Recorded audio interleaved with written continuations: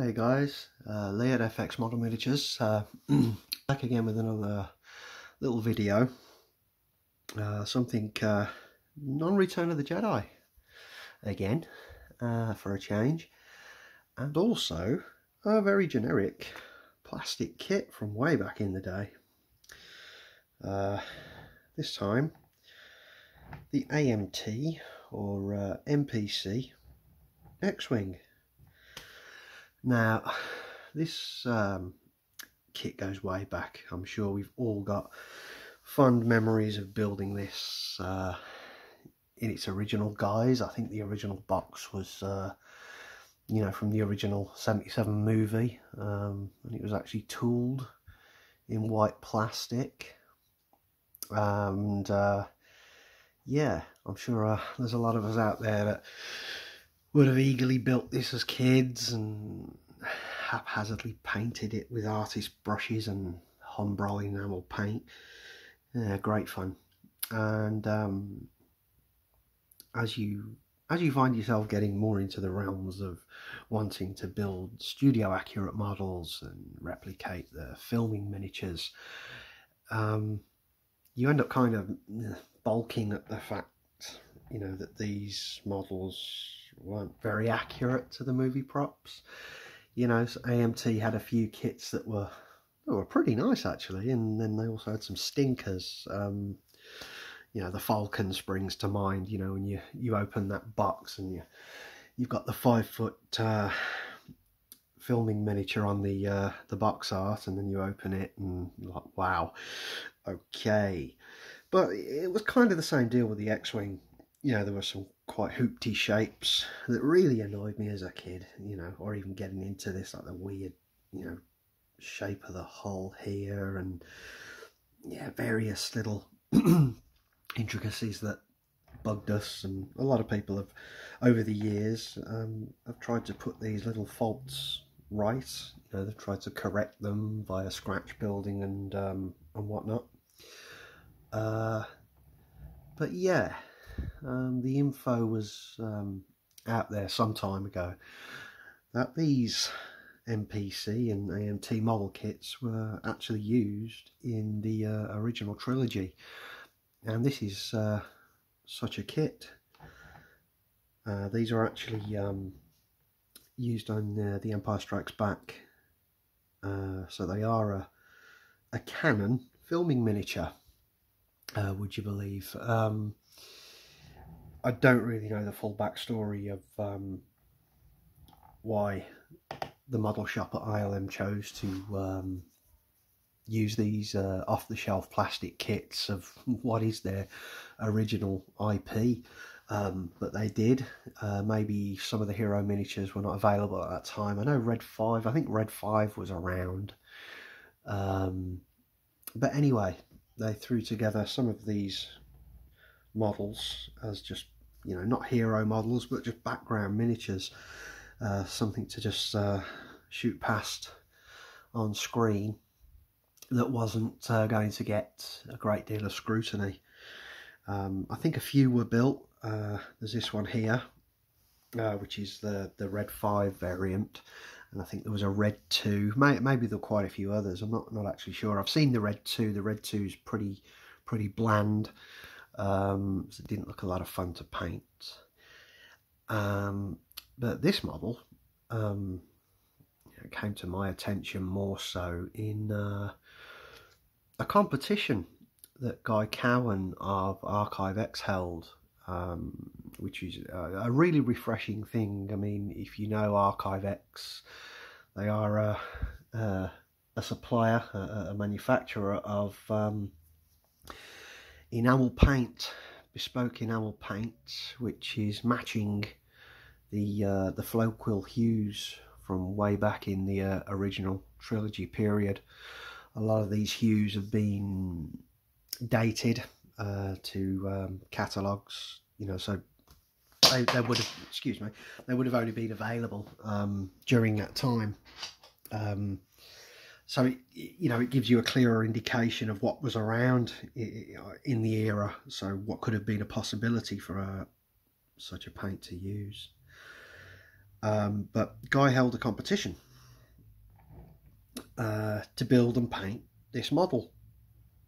And I have to say, I mean, I didn't enter. I'm a good friend of Guy's, and I felt it kind of unethical to enter a competition, you know, where my best buddy owns the company.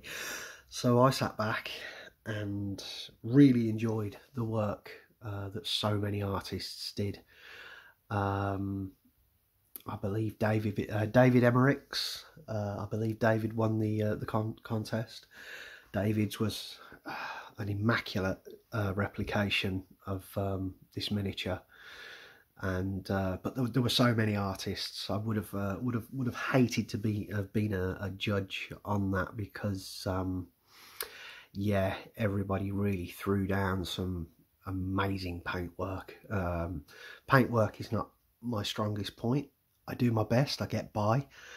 I look at some people, I mean, such as David's work, but there's artists out there. I mean, John Simmons, big hero of mine. Guy himself, phenomenal painter, just a true artist, always chasing the perfection, always chasing the technique that ILM were using in the day. And it's wonderful to see this artwork laid down on just this generic model kit, this generic plastic kit that a lot of us may scoff at. And yeah, it really made me think, you know, I'd love a crack at that. So a guy kindly donated me this model to build and paint, and I had no massive interest in doing it until I actually saw Guy's, and the paint just made this model pop. It really gave it this very filming miniature this vibe, this beautiful look about it. So yeah, I jumped in, dug out the pieces, and I was very lucky not to get a very warped kit. A lot of these models, when AMT tooled them, they weren't the best tooling, and maybe Father Time has took its toll on some of the parts just being laid around in boxes, in basements and stuff. But this kit was really straight. It was pretty good. The only issue I had, yeah, other than a really straightforward build, was the canopy. The actual canopy had a crack up the front windshield, which, yeah, you can't do anything about. An injection molded glass effect canopy. So what I did, originally I was going to remove the material from the injection molded canopy, but that plastic is it's terribly brittle. So I decided to just build an entire new canopy, just in the filming miniature vibe, you know, obviously with no glass. You know, it's just achieved with styrene rod, you know, square rod, etc. And then I took it a little bit further by blending the canopy in. Now the Pyro and Hero models, the larger original models, the canopy was actually integral to the hull. So I decided to add that little element, and it just created this nice shape around the join up to the nose.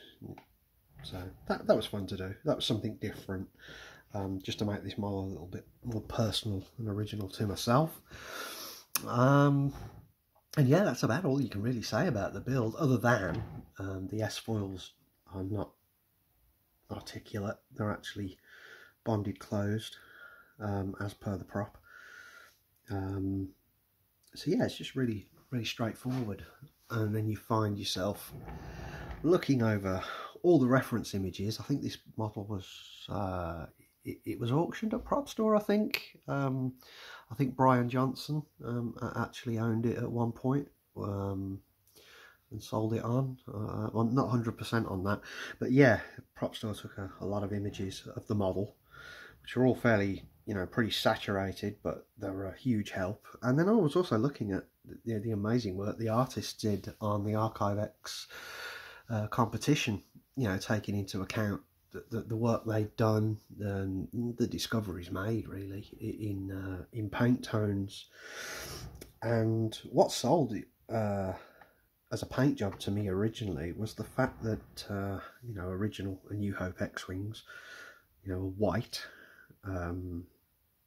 It's always argued what white, but we won't get into that. But this model was actually base coated grime, which is a colour that's actually used on the Falcon. I mean, it's used throughout the trilogy. It's such a popular, you know, a well abused colour, grime. But this model's actually base coated in light grime. So I, yeah, got the base coat applied, and just started masking off the panels. Now, a lot of the panels, again, the red itself, there are various reds used on the Xwing models. There's no hard fast rule. I mean, there's caboose red. I actually think there is a darker red that's used on some of the hand painted pyro miniature pieces. But in this case, it was a tip from Guy, and I think some of the other artists, SP Daylight Red, which is a really nice nice sunburst red. You know, in the jar it's pretty vibrant. Obviously no paint looks like it does in the jar when it's applied, but SP Daylight Red applied over the grime, it was lovely. You know, you don't need a lot of it, just a couple of light passes and you've got this wonderful tone of red.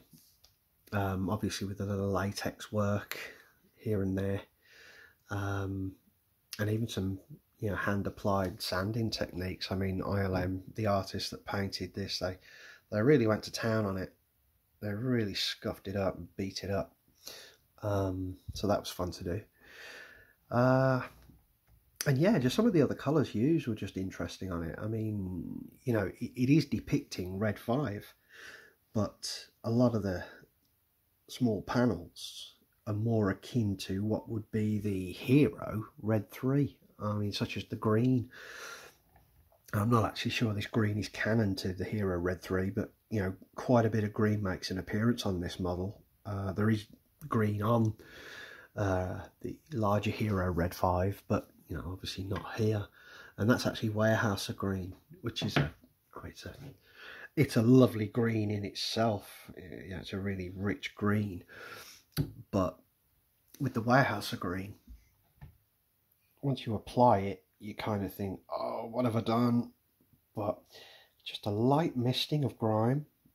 You just mist the grime back over the original base coat. You just mist that back over, and the Warehouse green really pops. It becomes this lovely subdued green, just such a lovely tone. So yeah, that was a, you know, real pleasant experience to do. And then some other colours that are used. I mean, Light Earth, which I think is a 1965 colour actually, not Light Earth. Originally a flow quill colour, but Guy managed to accurately get that replicated for us, which gives this wonderful peachy tone over the grime. Again, just really enjoyable. I mean, you've got it there on the wing as well. Just really enjoyable tones to put over a model. You know, something of a, you know, a break from the norm. There it is on the leading edge of the wing as well. So yeah, that was fun. And that's a lot of your masking done then. I mean, there's a Reefer Grey on the nose here. I believe that was, I think that's Reefer Grey Dark, and then I used Reefer Grey Light up the back here. See those two differing grey panels, and then yeah, you know, the same old latex work, just to beat that up some. And yeah, it happens very quickly, the paint on this one. You're quickly to weathering. Now weathering, again, it's a very simple method on filming miniatures. We say it's simple, but it's not. It's actually really hard to replicate. I mean, we do our best to forge what ILM did. You know, it's not like modelling a scale aircraft. so to speak, or a tank. It's very different, very topical, very bold. And on this model, a true black is used, which is actually engine black, Archive X engine black. That's misted and dotted all around the model. You know, there's quite a lot of it. I mean, normally we don't use stark blacks on our models, but they do appear in filming miniatures. I mean, the Gold Leader prop, for instance, the Gold Leader Y-Wing, that's been re-hit with a lot of engine black. But this model, yeah, quite a lot of use of black on it, which I did subdue. I did actually, again, take in the grime base coat and just pull that back a little bit, so just so it's not so stark. Using true blacks is always a challenge and a big risk to get the right effect. So yeah, you're going along the way, misting and toning down certain areas. You know, it's an ever moving, ever evolving thing as you go along painting as a filming miniature. And then the last colours to go on, really, the last colour to go on was M55 light blue on the canopy and the engine cam bands, which M55 light blue is a beautiful blue. It really emulates the blues used on a lot of Xwing, Y-Wing components. I think it's very canon. You know, I think it was originally a Floquil military colour, hence the M55 designation. But again, guy managed to get that replicated beautifully, and it really made something nice to use on this model. Other weathering tones on this, I think a lot of it was engine blacks and SP dark lark grey. There's quite a lot of that going on, mainly around the butt area here and around the engine cans and boosters. And then you're just down to final touches then, such as blast marks and various smudges and chips. Really simple topical fodder. I did, because this was actually a Return of the Jedi boxed kit. Now the original kit was actually white plastic, white injection molded, so I just topically applied, see these little white chips. Now these little white chips all appear around the original studio model, so I just replicated those by hand topically with just a little bit of reefer white paint. Did the job well. You know, just adds that little bit more of a satisfying flair to it. But yeah, then it's about done, and I've got to say, you could sit there balking at the MPC Xwing, but all of a sudden it becomes this really beautiful filming replica model, and it's just really cool. It's really nice to look at. You know, the paint does amazing things to it, and having the correct period hues just gives that a little bit more satisfaction. I'd love to see. I would have loved to have seen the original of this. You know, it would be great to actually see how close many of us actually got in tones and whatnot. But yeah, just a really enjoyable one to paint. You know, if you've got one of these stashed away in your basement somewhere, get it out. You know, start throwing it together and have some fun with it. You know, it becomes this really awesome thing to look at once you've got it in a display cabinet. It's very satisfying after you finish it. You know, and otherwise these models would never get built. I mean, I think the prices on these have gone a bit bonkers lately, as of a lot of AMT kits. They're starting to get quite collectible, I think.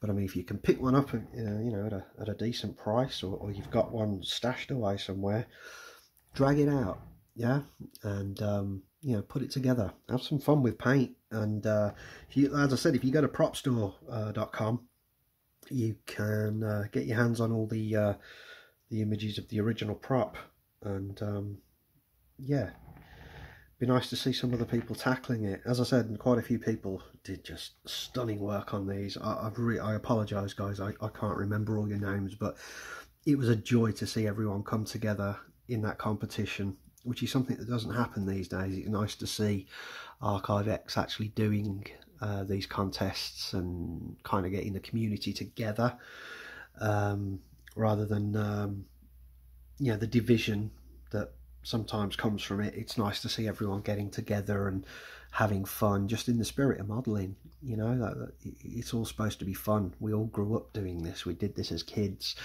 and this model took me back to being a kid. Although the paint works a lot better than what I could have achieved as a child, it took me back there a little bit. And seeing the contest, it took me back. So it was just nice to approach this myself, for my own personal satisfaction. So yeah, anyway guys, thanks for watching. I will be doing a few other videos, just as some odds and ends soon, and then maybe I'll get into some actual building videos, maybe some parts ID videos. I don't know, you guys tell me. I mean, you know, how can I help? What can I do? You know, do we want to start tearing into donor kits and having some fun in that respect? Maybe, you know, will it help anyone out there that wants that kind of information? I'd like to help. Yeah, so by all means let me know. I mean, painting videos are something I consider, but I'm not the most amazing painter. You know, I know John, if you're watching, John, hiya mate. John Simmons, I know he's got some ideas on some painting videos, and I'd really like to see that happen. John is earmarked to paint one of the master patterns I've recently created, and I'm hoping he's cast in resin at some point soon. John's earmarked to actually paint the master for me, so I'd really like to see John maybe evolve something on YouTube for some paint work. I know Guy is for sure going to be doing some techniques soon, which I'm very much looking forward to. You know, Archive-X have brought this paint out, you know, in enamel form. You know, I'm not getting paid for this, guys, but Archive-X has brought this paint out in enamel form, replicating Floquil vintage hues. But I mean, recently they've actually released the waterborne acrylic range, which I'm very excited about. I think the whole community is very excited about. Can't wait to try those. But yeah, Guy and John, really hoping they can get some painting videos, some technique videos out soon. I'll do my best to see what I can do on camera. But yeah, let's see. Anyway guys, thanks for watching, and I'll speak to you soon.